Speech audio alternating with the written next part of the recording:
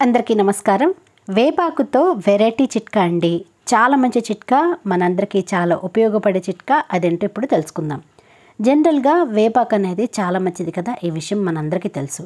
అలాంటి వేపాకుని నేను ఈరోజు ఎండపెట్టేసి మొక్కలకి ఎలా ఇవ్వబోతున్నా చూపిస్తాను. మరి ఇది ఇవ్వడం వల్ల ఎలాంటి యూజెస్ ఉన్నాయంటే, ఇందులో మంచి న్యూట్రియంట్స్తో పాటుగా ఇది యాంటీ బ్యాక్టీరియల్ కూడా పనిచేస్తుంది.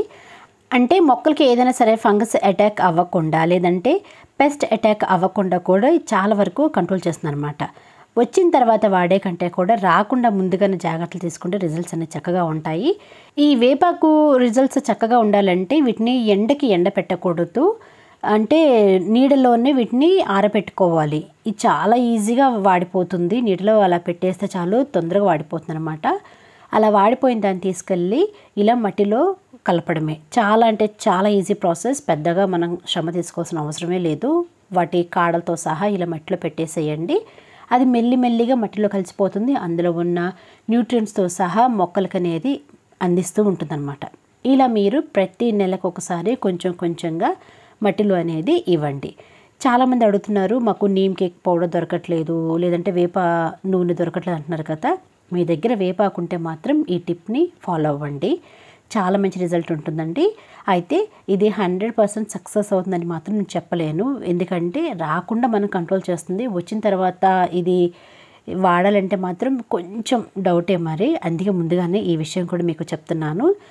ఇలా మట్టిలో పెట్టాలనుకుంటే మాత్రం ఎండబెట్టి వాటిని వేయండి. అంటే వాడిపోయింది మాత్రమే వేయండి. పచ్చిది మాత్రం అసలు వేయకూడదు.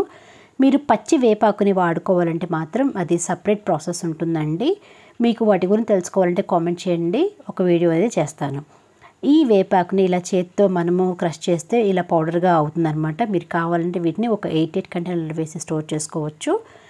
ఎప్పుడు కావాలంటే అప్పుడు మన మొక్కలకి కొంచెం మట్టిగా లూజ్ చేసి 1 స్పూన్ నుంచి 2 స్పూన్ల వరకు ఇవ్వచ్చు. మీరు కావాలంటే వీటిని మనం కంపోస్ట్ బిన్ పెడుతూ ఉంటాం కదా, అందులో కూడా వేసుకోవచ్చు. లేదంటే మట్టి కలుపుకునేటప్పుడైనా, లేదంటే బ్యాగ్స్, గ్రో బ్యాగ్స్ అయినా, టబ్స్ అయినా నింపుకుంటాం కదా, వాటిల్లో అయినా సరే ఇది కొంచెంగా వేపాకు అనేది కలుపుకోవడం అలవాటు చేసుకోండి.